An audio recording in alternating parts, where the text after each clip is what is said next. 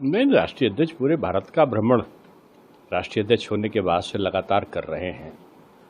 वो एक संगठन के निचले स्तर से उन्होंने काम किया है और वो संगठन की जितनी बारीकियां हैं बखूबी जानते हैं।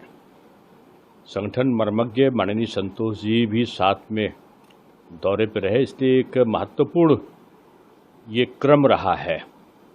और उन्होंने निचले बूथ स्तर तक के कार्यकर्ताओं से जहां पर वो मिले पूरे अवध क्षेत्र के, वहीं उन्होंने सारे जनप्रतिनिधि, विधायक, सांसद, राज्यसभा सदस्य, विधान परिषद सदस्य, उनके साथ बड़ी लंबी चर्चा करा।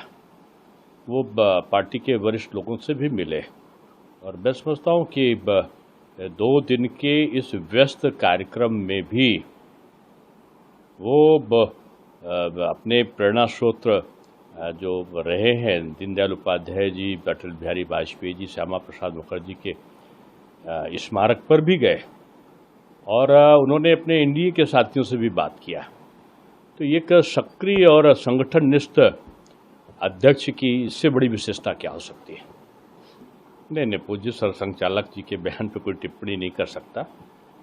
और जो माननीय मुख्यमंत्री जी ने भी कहा है कि कोई भी दोषी अगर जांच में पाया गया तो बख्शा नहीं जाएगा। और उन्होंने तो कहा कि जो आरोप लगाने वाले तथाकथित लोग हैं, बल्कि विश्व हिंदू परिषद के सम्मानित अध्यक्ष आदरणीय आलोक जी ने भी उनको नोटिस भेज के कहा है कि आप टेलीविज़न पे आरोप लगा रहे हो, आप अखबारों में लगा रहे हो, कोई कितने हजार करोड़ बता रहा है, कोई कुछ और बता रहा है।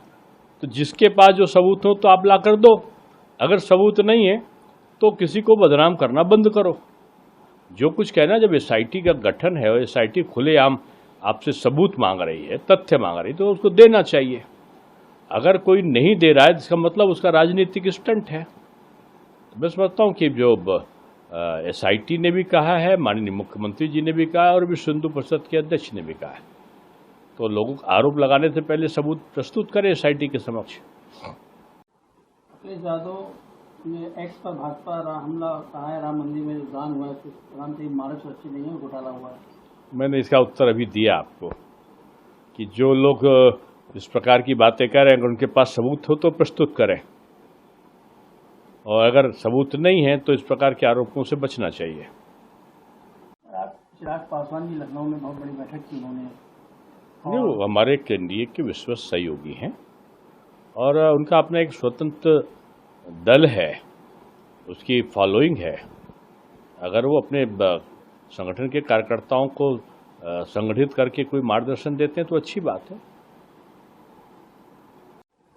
उड़ीसा एफआईआर ड्राफ्ट में 4 लाख लोगों के नाम गायब हैं, उससे कितना देखते हैं? कहाँ से? उड़ीसा एफआईआर ड्राफ्ट में वोटर लिस्ट से 20 लाख नाम गायब है। 4 अगस्त को उसका दावा आपत्ति करना है। नहीं, तो एसआईआर का मतलब ही है कि जो सूची है उसका संशोधन करना। जो लोग मर चुके हैं, जो लोग अपने ज़िले को छोड़कर कहीं दूसरी जगह चले गए हैं, जो लोग गलत तरीके से इनका नाम डाल दिया गया है, जो लोग घुसपैठिए हैं, कहीं दूसरे देश के रहने वाले हैं, अवैध रूप से रह रहे हैं, ऐसे लोगों को चिन्हित करना और उनका नाम हटाना। 20 लाख अगर हटें तो एक महत्वपूर्ण घटना है। जैसा कि भाजपा भी कहती आई कि घुसपैठ बड़ी तेजी के साथ में त्रिपुरा में, आसाम में, उड़ीसा में हुआ है, तो अगर उनके नाम हटते हैं तो एक अच्छे संकेत है।